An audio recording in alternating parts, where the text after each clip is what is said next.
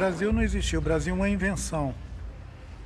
E a invenção do Brasil, ela nasce exatamente da invasão, inicialmente feita pelos portugueses, depois continuada pelos holandeses e depois continuada pelos franceses, num moto sem parar, onde as invasões nunca tiveram fim. Nós estamos sendo invadidos agora.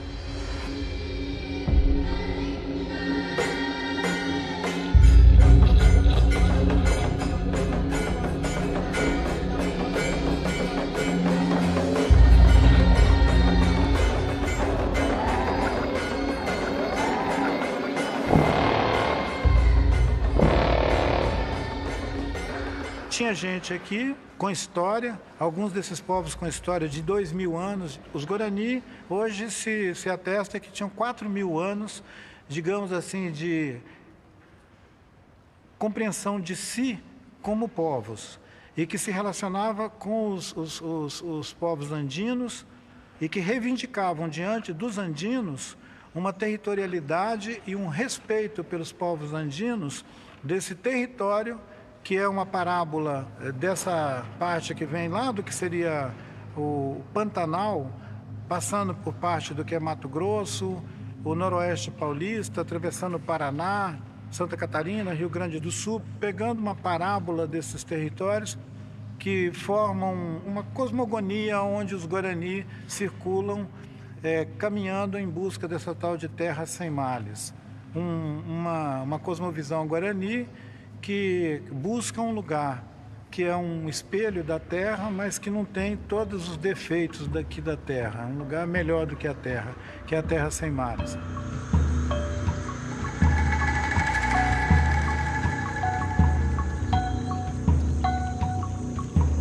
Hoje, a gente, por exemplo, vai olhar em áreas que são de terra firme, quer dizer, longe dos grandes rios, e você encontra também um monte de evidências de populações lá ocupando. Quer dizer, qualquer lugar na Amazônia que você cave um buraco, você encontra evidências de populações indígenas do passado. Ao longo do rio Amazonas existiram sociedades complexas, sociedades que eram estratificadas, tinham exércitos, tinha camada de sacerdotes, etc. Mas o que se pode dizer é que essa população não era de nenhuma maneira homogênea. Ela era bastante diferenciada. Você tinha gente com digamos assim, com elaboração de processos construtivos de uma identidade, de uma cultura de 2.000 anos, de 3.000 anos. Mas você tinha povos também que circulavam e que podiam ter vindo dos Andes nos últimos 200, 300 anos. Eles iam fazer uma adaptação ecológica à paisagem, a nova paisagem que eles iam encontrar, que era do Cerrado, da Mata Atlântica. Essa formação que a Mata Atlântica apresentou quando os europeus chegaram aqui, que os viajantes, os naturalistas piraram com essa Mata Atlântica, essa Mata Atlântica era o produto, o resultado de alguns milhares de anos de interação com seres humanos que fizeram esse jardim.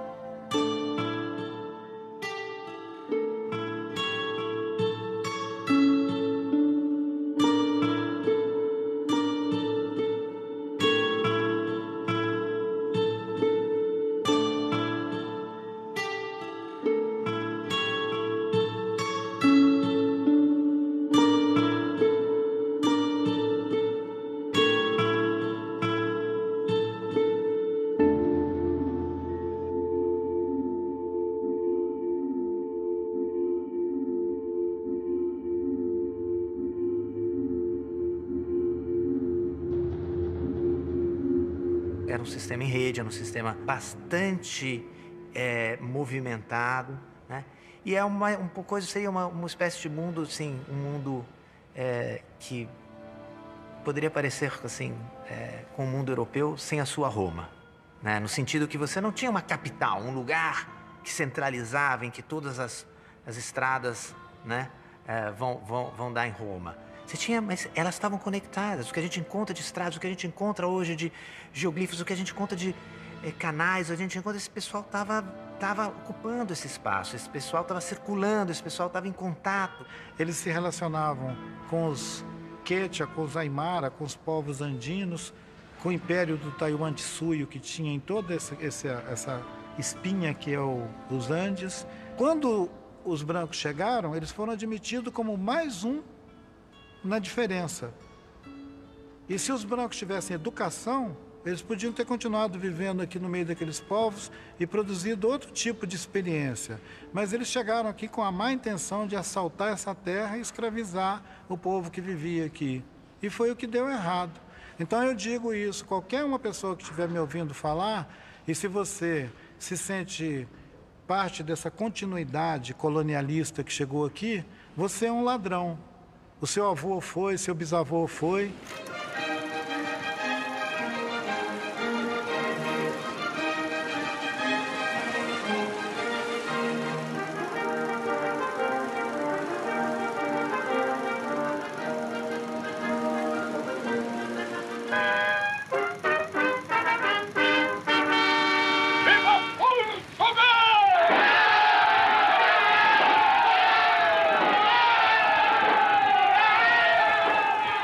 Quando o Humberto Mauro filmou a descoberta do Brasil, aquilo lá era o que os brancos, filhos dos portugueses, pensam que foi a descoberta do Brasil. O mito de origem do Brasil é aquela descoberta, né, com as caravelas, aquela missa em Monte Pascoal. É um mito de origem, gente. Nós somos adultos, a gente não precisa ficar embalado com essa história. A gente pode buscar entender a nossa história com as diferentes, digamos, matizes que ela tem e ser capaz de entender que não teve um evento fundador do Brasil. Quando os europeus chegaram aqui, eles podiam ter todos morridos de inanição, escorbuto ou qualquer uma outra pereba nesse litoral, se essa gente não tivesse acolhido eles, ensinado eles a andar aqui e dado comida para eles, porque os caras não sabiam nem pegar um caju. Eles não sabiam, aliás, que caju era uma comida. E eles chegaram aqui famélicos, doentes, e o Darcy Ribeiro diz que eles fediam. Quer dizer, baixou uma turma na nossa praia que estava simplesmente podre. A gente podia ter matado eles afogado. Durante muito mais do que 100 anos, o que os índios fizeram foi socorrer brancos flagelados chegando na nossa praia. Querer configurar isso como uma conquista nos termos de uma guerra de conquista do que aconteceu no México, no Peru e em algumas outras regiões, seria ignorar a extensão dessa costa atlântica.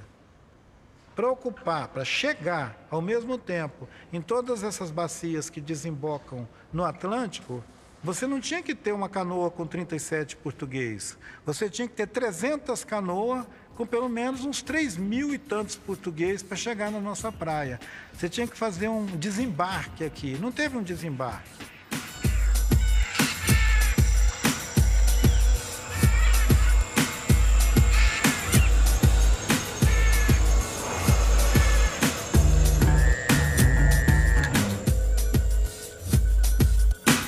Os primeiros registros dos contatos, há um desejo de estabelecer trocas, há um desejo de encontrar mercadorias, metal, ouro, logo isso não se realiza, então é o pau-brasil, são papagaios, são macacos, mas não só. Já os portugueses também capturam escravos. Então, são trocas, mas já são trocas também, eu acho, desde o início, marcadas por uma tensão de uma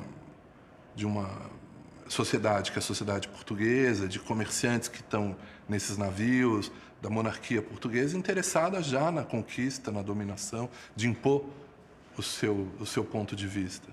Lévi-Strauss mostrou isso muito bem nos estudos dele, essa grande diferença de mentalidade entre os europeus e os povos americanos, os indígenas americanos. Ao contrário dos europeus, os indígenas muito abertos à alteridade, a incorporar o outro, a diversidade. né? Como parte sempre integrante da sua visão de mundo. Enquanto os europeus não, eles não veem o outro, eles sempre, quando veem algo, eles projetam sobre o outro o que eles querem ou o que eles não querem. No caso, por exemplo, o demônio, o pagão, o infiel. Enquanto os índios estavam querendo saber que tipo de corpo esse pessoal que chegou tem, né? Se eles são mortais, se eles apodrecem, se eles morrem, se eles cagam fedido, né? Os espanhóis estavam discutindo, os espanhóis, os portugueses estavam discutindo se esses caras tinham alma ou não, e se podiam ou não ser escravizados, né? Então... Nos enganaram de muitas formas, com agrados, com afagos, né? Com presentes.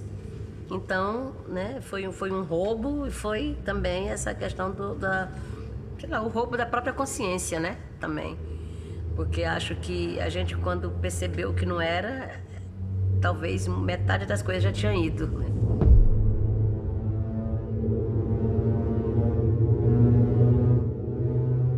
Portugal resolve ocupar o território. É claro que ainda de maneira muito tênue, mas compartilhando com particulares, estabelece a doação de vastos territórios no Brasil, ao longo do litoral, e promove, então, portanto, a ocupação desse território.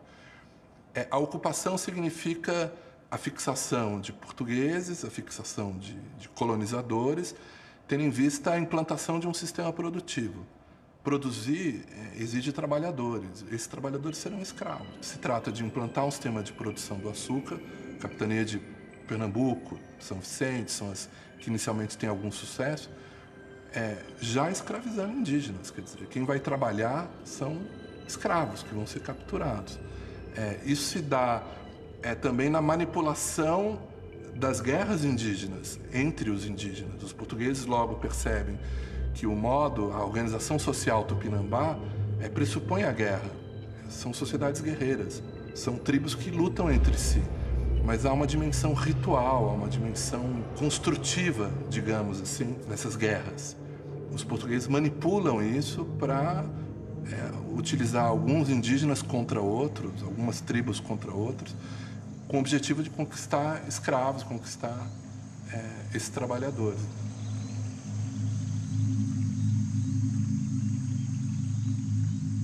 O entendimento que os portugueses estavam tendo de que podiam escravizar os índios foi um dos principais motivos dos índios começarem a queimar os engenhos, queimar as novas sítios coloniais e entender que os brancos eram invasores. Quer dizer, demorou para os índios interpretarem que os brancos estavam aqui para ficar e para tomar a terra e, se possível, escravizar os donos da terra.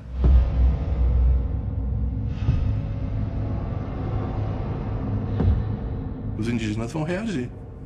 Eles vão reagir, isso temos aí um início de um conflito que é essencial da colonização.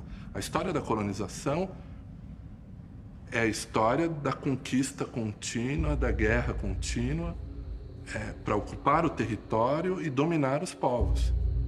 E isso tem um início lá nos anos de 1530 e vai percorrer toda a nossa história.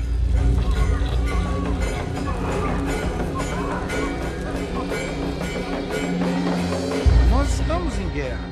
Eu não sei por que você está me olhando com essa cara tão simpática. Nós estamos em guerra. O seu mundo e o meu mundo estão em guerra. Os nossos mundos estão todos em guerra. A falsificação ideológica que sugere que nós temos paz é para a gente continuar mantendo a coisa funcionando. Não tem paz em lugar nenhum. É guerra em todos os lugares o tempo todo.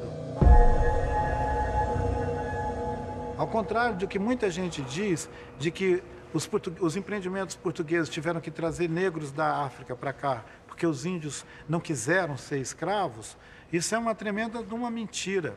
Os índios foram escravizados à exaustão, foram mortos aos milhares, sendo explorados pelo trabalho escravo. os escravos indígenas foram utilizados durante todo o período da colonização.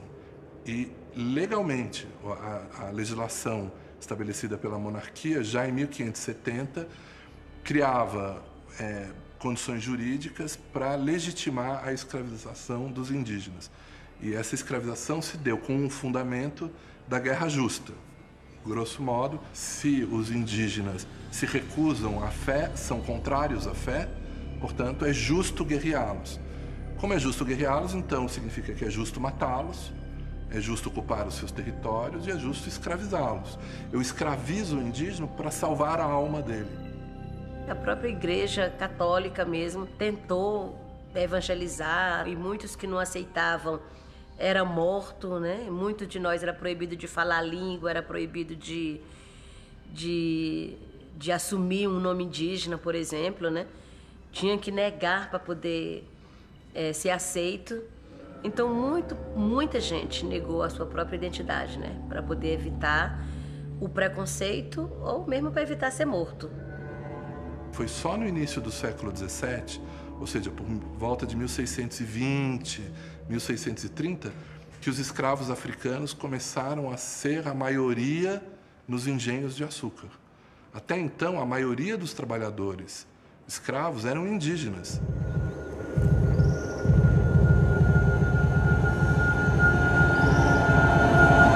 Os portugueses para o sertão, com gado, com essas fazendas, estão encontrando indígenas. São os mesmos indígenas, alguns que recuaram do litoral fugindo do contato e da guerra, ou indígenas que lá viviam há milhares de anos e que resistem. Bem, começam a pôr gado, uma fazenda de gado, os indígenas comem o gado. E isso é interpretado pelos portugueses. Os povos indígenas estão atacando as fazendas de gado, estão impedindo a expansão da nossa economia, impedindo, portanto, o avanço do Império Cristão. Tanto é que logo nos anos 60 começa a surgir uma imagem, que depois é reiterada, de que a expansão portuguesa no sertão está sendo parada por um muro que o demônio criou no sertão. Um muro de índios bárbaros, índios selvagens, que resistem à presença portuguesa. Essa guerra se define como total, efetivamente, numa reunião que ocorre na Bahia, em 1669, e nessa mesa grande, como eles chamam, uma grande reunião, se estabelece que, então, a partir de agora, as guerras contra todos os índios do sertão são todas guerras justas, porque os índios do sertão são bárbaros que resistem à expansão da fé. Então, agora, é como que se declara uma guerra total. Nesse processo, né, a uma certa altura, você não tem mais volta. Né? E eu acho que o ponto de vista, assim, o momento que você não tem mais volta nisso, é o momento em que, de um lado, as epidemias estão graçando de maneira... Você imagina o seguinte, o Anchieta fala de 30 mil mortos indígenas, né, mortos por varíola no recôncavo baiano. Não dá nem para enterrar todo mundo. Você tem que ter essa ideia que, de repente, o mundo começa a acabar. Todo mundo começa a morrer. Uma série de surtos de doenças enfraqueceram enormemente essa humanidade indígena que não estava preparada para isso. Quer dizer, a ideia de utilizar essa fragilidade biológica, essa ausência de anticorpos e contaminar os indígenas e levar essas doenças a eles, isso está o tempo todo dado. Então, num certo sentido, há uma guerra biológica. O que se passou aqui durante o processo colonial se você colocar a demografia, como alguns estudos sugerem, na ordem de 80 milhões para as Américas, isso em 1500, 1492, você verá que o que desapareceu boa parte da humanidade em 100 anos. Né? Então, a gente normalmente não tem essa dimensão do fato. Talvez tenha sido, proporcionalmente na história da humanidade, um dos maiores holocaustos populacionais que a gente tem notícia. Os próprios portugueses vão ler essas guerras, promovidas na segunda metade do século XVII, e vão lamentar o fato de que foram guerras de extermínio. Dizendo, bem, no final nós conquistamos esses territórios, mas despovoamos esses territórios, porque o extermínio dos grupos indígenas também nos deixou vastos territórios sem povos para ocupá-los. Com essa articulação entre contágio, matando por doença, né, e assalto aos lugares onde os índios viviam, a gente chegou ao século XX com uma política do Estado brasileiro, já na República, né, que era de parar de matar aqueles índios. E é o que o Marechal Rondon fez, né, quando ele criou o Serviço de Proteção ao Índio, que precisava de ter um contingente de nativos vivos para constituir a nacionalidade.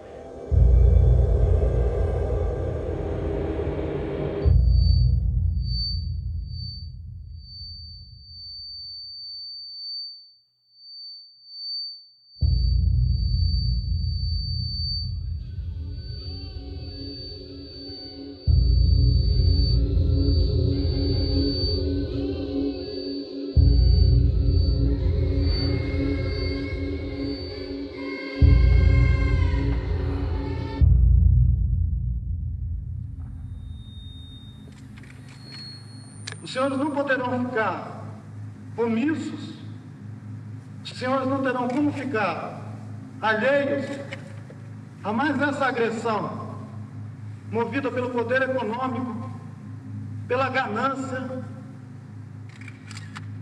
Um povo que habita casas cobertas de palha, que dorme em esteiras no chão, não deve ser identificado de jeito nenhum como um povo que é o inimigo dos interesses do Brasil, inimigo como os interesses da nação e que coloca em risco qualquer desenvolvimento. O povo indígena tem regado com sangue cada hectare dos 8 milhões de quilômetros quadrados do Brasil. Os senhores são testemunhas disso. Essa guerra é contínua. Ela não foi um fato histórico que acabou no século XVI. Ela fez parte de toda a expansão do Brasil por outras regiões, além da costa atlântica. Ela fez parte da entrada nos sertões, São Francisco. Ela fez parte da entrada na Amazônia. Ela fez parte depois da própria ação do Brasil na região fronteira do Chaco, né? Faz parte da guerra com o Paraguai também, ela integra esse episódio. Ela faz parte da expansão cafeeira, da borracha, depois do cacau na Bahia. Todos os grandes ciclos econômicos de desenvolvimento, os índios sempre foram atingidos pesadamente. Índios e Yanomamis morreram em choque com garimpeiros. Nós estamos de frente de um múltiplo homicídio que eu não posso deixar de caracterizar como genocídio.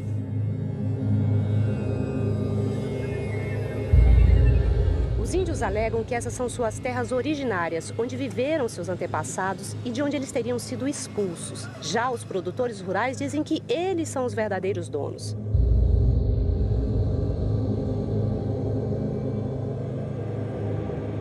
Essa proposta de emenda constitucional defendida pela bancada ruralista passa para o Congresso a decisão de demarcação de terras. O relatório também proíbe a ampliação de terras indígenas já demarcadas.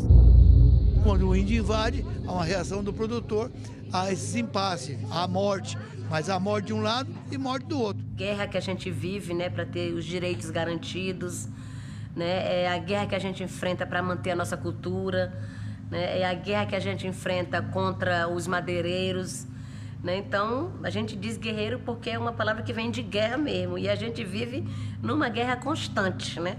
Todo dia, é um dia após o outro, né, sem saber quem é que vai mais ser vivo, quem é que vai mais ser morto. A guerra é um estado permanente, né, da relação entre os povos originários daqui, que foram chamados de os índios, sem nenhuma trégua até hoje, até agora, segunda-feira de manhã, quando nós estamos aqui conversando.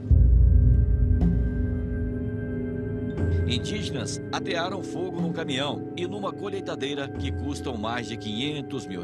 Indígenas tomaram 3 armas dos militares e atearam fogo na viatura e ainda agrediram os policiais. Esse impasse sobre quem realmente tem direito sobre a terra já dura décadas aqui no Mato Grosso do Sul. Ruralistas também avançam para um outro objetivo, que é o de invadir e explorar as terras que estão na posse e sendo preservadas pelos povos. Nós, Guarani Kaiowá, nós não temos mais esperança que o governo brasileiro vai resolver para nós. Desde 2012, mais de 1.000 índios foram vítimas de violência no Mato Grosso do Sul, sendo 95 assassinatos e 13 casos de violência sexual. Os garimpeiros fizeram uma emboscada para recuperar uma espingarda que os índios haviam roubado. 2 garimpeiros e 5 Yanomamis morreram. Os líderes dizem que o problema não aparece nos jornais locais. Enquanto o poder público não toma uma decisão, abre-se espaço para a violência.